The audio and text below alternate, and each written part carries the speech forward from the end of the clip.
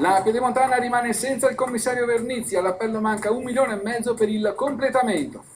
Nel 2016 Silvano Vernizzi non sarà più il commissario per la strada pedemontana. Ora si procederà in regime ordinario, interamente in capo alla Regione Veneto, che dovrà mettere a punto con governo e banche come procedere su finanziamenti e lavori per completare l'opera. Angelo Pangrazio.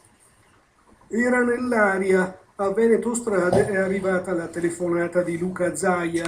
Nel frattempo Palazzo Chigi non sfornava alcun decreto. A 2 giorni dalla scadenza dell'incarico, durato 7 anni, Silvano Vernizzi conferma che non sarà più il commissario per la realizzazione della Pedemontana Veneta. Siamo arrivati a un 30-35% di realizzazione del cantiere.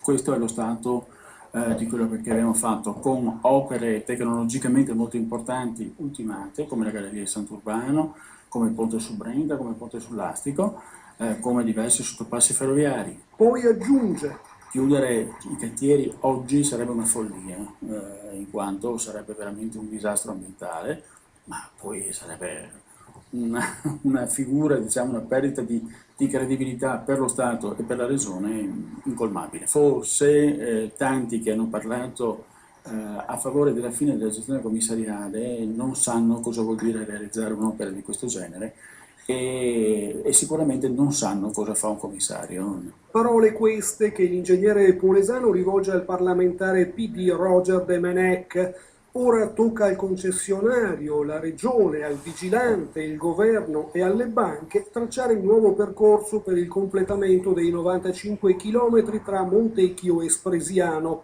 All'appello manca più di 1,5 miliardi per alimentare i cantieri, mentre bisogna chiudere un accordo per ancora circa 1500 espropri.